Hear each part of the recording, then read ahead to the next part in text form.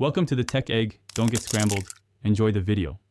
You'll start by verifying precisely what's failing and why, get the error code, timestamps, and which Google service is impacted. Next, pull recent server and application logs plus load balancer and health check data so you can correlate events.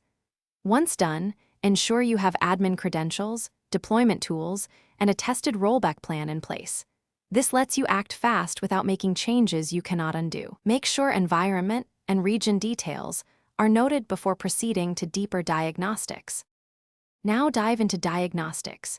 Search logs for stack traces, out-of-memory events, rate limit responses, or failing dependencies and correlate with metric spikes.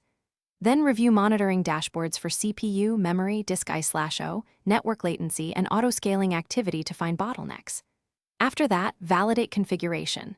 Service accounts, IAM roles, API quotas, firewall rules, load balancer health checks, and DNS. If a config change caused it, apply a targeted fix and redeploy a canary to confirm the issue is resolved for a small subset first.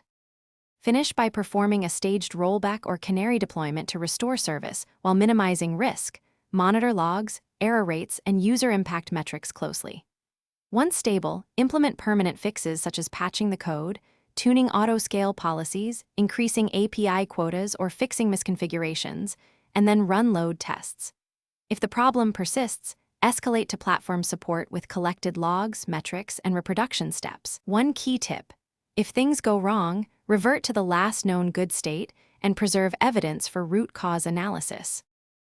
Thanks for watching. Consider subscribing if I helped unscramble your problems.